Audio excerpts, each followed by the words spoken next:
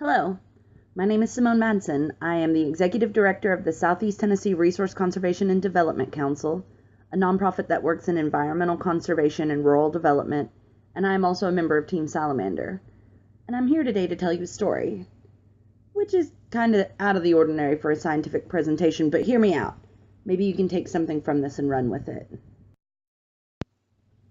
Once upon a time, there lived a people before our people, the Sky People, Sky Man and Sky Woman. They lived on an island high above the waters of the earth. Sky Woman was expecting a child, and as pregnant women are sometimes known to do, Sky Woman craved very particular, very strange food. The root of the tree of light. They weren't supposed to touch the tree of light, they weren't supposed to eat the fruit of the tree of light, but that didn't particularly matter. She began to dig, and as she dug, the ground began falling away, and Sky Woman tumbled down toward the earth and its vast, endless body of water below. All the creatures on earth saw her falling, and two geese met her and caught her by the arms, not wanting her to fall to her death. In the Onondaga Nation's creation story, humanity's first interaction with the animals of the earth is one of kindness, care, and compassion. The great turtle knew Sky Woman would need a place to land, and offered his back to her. In this, Turtle Island, what is now called North America, was born, through Sky Woman's gratitude for the gifts in the natural world and the respect of the land, which she knew to be a living thing that had saved her from certain death and provided land upon which her children would be raised. Obviously, as I'm sure you know, we don't live on the back of a giant snapping turtle, but that would be pretty amazing, right?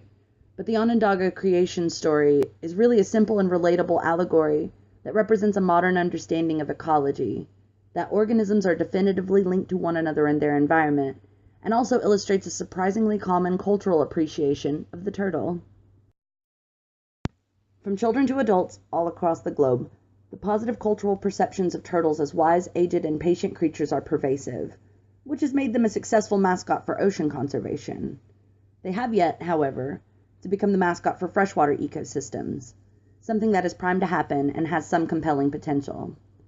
In cultural iconography and myth themes, the pattern-repeated use of imagery in culture, and in our stories, from the world turtle to the Ninja Turtles, to the anecdote in John R. Ross's linguistic dissertation concerning infinite regression, on which he wrote, "After a lecture on cosmology and the structure of the solar system, William James was accosted by a little old lady.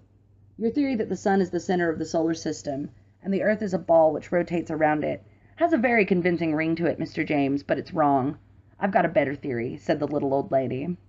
"And what is that, madam?" inquired James politely. "That we live on a crust of earth, which is on the back of a giant turtle." Not wishing to demolish this absurd little theory by bringing to bear the masses of scientific evidence he had at his command, James decided to gently dissuade his opponent by making her see some of the inadequacies of her position. "If your theory is correct, madam," he asked, "what does this turtle stand on?"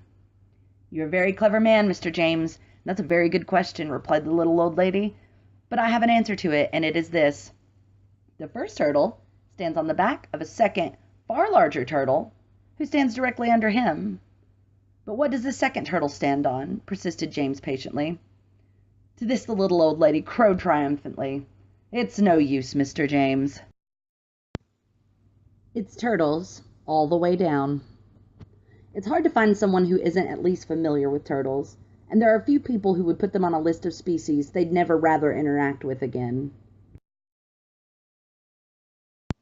But when it comes to rivers, lakes, streams, and reservoirs, the story of a freshwater body and its health can be told and measured by several chemical and physical traits, driven by the latest scientific understanding. The demand for a workable picture of river health in the United States stems from Section 304(1)A of the Clean Water Act, a document directing the Environmental Protection Agency to evaluate and develop the criteria for maintaining the health of surface waters. But these values sometimes translate poorly to the general public, where scientific understanding and public risk perception collide. But freshwater turtles, being long-lived, exhibiting site fidelity, and having varied diets, coupled with their cultural significance and their nearly ubiquitous distribution around North America, give us the means by which to communicate freshwater quality risks to the public, while also injecting momentum into freshwater turtle conservation. In the Conasauga River watershed, where my nonprofit has done a lot of work to reduce non-point source pollution, The river faces many challenges once it leaves the protected headwaters of the Cohutta Wilderness. Agricultural and industrial runoff, sedimentation, and habitat loss and degradation have caused the watershed to end up on the 303D list, a list of streams impaired for one or more of its designated uses. But in slang terms, we say that it's not fishable, swimmable, or drinkable. While this is problematic for humans, it also translates to problems for the freshwater turtles who inhabit this watershed. One issue in the Conasauga River is the presence of persistent organic pollutants like PCBs, polychlorinated biphenyls. West of the headwaters in the city of Dalton, there is a lot of industry concentrated on the Conasauga River. The state of Georgia has a consumption advisory on fish in the Conasauga for PCBs. Because they are hydrophobic, PCBs adhere to soil and sediments as well as exhibit a tendency to biomagnify, where dermal contact and trophic interaction exposes organisms to PCBs. Several species of turtles found in the Conasauga River feed on benthic organisms, whose habitat is among the sediments that PCBs would normally partition to.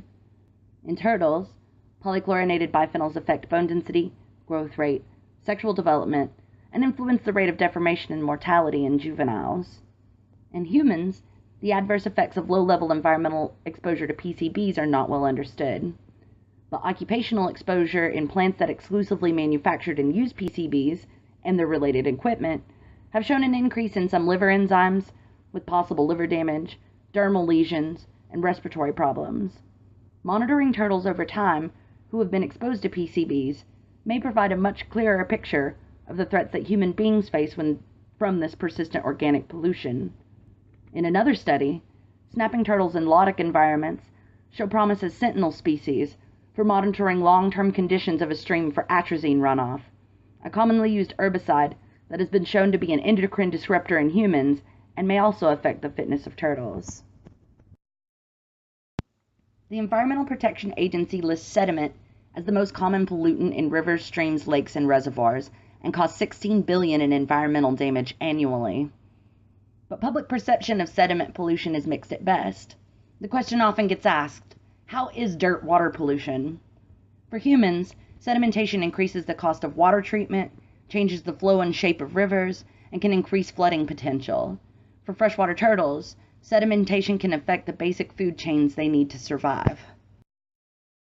Pollution-intolerant benthic organisms like freshwater mussels form the base of several turtles' diets, including Graptomys pulchra, the Alabama map turtle, listed as rare in the state of Georgia and protected in Alabama, and they are often confined to specific river systems, including the Conasauga. The mature females of the species rely on mussels and mollusks as a primary food source, which are threatened by sediment pollution. While some of this threat may be offset by the introduction of invasive Asiatic mussels, this is not really the long-term, ecologically sound solution to the problem. A plan for dealing with sedimentation would be preferable. Another concern for freshwater turtles is habitat alteration and loss. On the Conasauga River, in the Cohutta Wilderness, at the headwaters, the river is in great shape. They are high-quality waters with over 90 species of fish and 25 species of freshwater mussels. But as the river meanders toward the cities and suburbs of North Georgia, humans build and develop closer to the river. They build impervious surface that shuttles stormwater into tributaries that cause pollution, erosion, and degraded water quality. Where people recreate on the river, they remove snags and logs for ease of travel that would normally serve as prime basking places for basking turtles. Another altered habitat challenge is roads. Even as road networks continually expand in this country, it seems no one sent a memo to the turtles. Because mature females must migrate to lay eggs, research has shown that populations of turtles in wetlands near roads skew male, as females were the most likely to make terrestrial moves, including ones that involve roads and road kills. Roadways bring litter, oil pollution, and impervious surface to the riverside, all of which can degrade water quality for humans. In fact, in the United States, almost half of all assessed water bodies are impaired for one or more of their human uses. It is also interesting to note that of all the endangered and threatened species, freshwater species compose almost half of this list. Freshwater organisms are disappearing at a rate that is 4 to 6 times higher than land or sea organisms. This is because freshwater ecosystems are so closely linked to human activity. Turtles are charismatic creatures. When I told a friend of mine that I would be speaking here today, he mentioned how much he loved turtles. He's not a biologist, and he doesn't have much interest in the academic study of turtles, but when I asked him why he liked them so much, he said, "Wouldn't you just love to be able to carry your home on your back?" I can't disagree, but it illustrates a point about the discussion of conservation that doesn't get as much attention in the academic world. How we feel about something changes how we treat it. When I talk about water quality issues to the public, they often seem to be unenthusiastic about the things we're trying to do, partly because the chemical and physical traits of a river are hard to understand without translation. There's not many folks I know that get excited about Shannon Weaver Diversity Index. No one thinks Dobson flies are cute, though their presence is often an exciting sign that points to river health. But when I work in rural communities with people who bristle at the idea of environmentalism, and to borrow a phrase, would rather not find themselves in the company of granola-eating, Birkenstock-wearing hippies, I find that connecting with the Southern heritage of hunting, fishing, and outdoor recreation gives us something in common, and something in common to fight for. They want their children to be able to play in the creek, fish in the river, and see turtles on the stream banks. They have fond childhood memories of a wilderness that made them sharp and curious. Before a time when concrete buildings and 9-to-5s turned them from naturalists to taxpayers. And they understand very deeply that as people, we need to be connected to nature for our well-being. John Muir, noted environmentalist and conservationist, wrote, "When we try to pick out anything by itself, we find it hitched to everything else in the universe. This includes clean water, turtles, and ourselves." The Onondaga Nation's origin story depicts the turtle as the foundation of the earth. They recognize the complex relationship between human beings, organisms, and their environment as the very essence of what makes life possible. And the relationship they maintain with the land and its resources were built on a foundation of gratitude. But it's only one story. There is another story that is being told. A more modern story that can be adapted to convey the seriousness of the message of conservation and clean water. Today, in this chapter of the story, a young woman speaks to a sympathetic and enthusiastic audience. She explains something they may already understand, that many species of freshwater turtles are in trouble. And further, many freshwater species are in trouble. Freshwater is in trouble. She will probably gently remind everyone that, like the freshwater turtle and its ecosystem cohorts, we rely on clean water as much as any other organism that relies on a healthy, stable habitat to survive. And like any good story, there must be an ending. The bad news is that the conservation story is an uphill battle. The good news is that we haven't reached the ending yet. Except for me, I have. Thank you very much.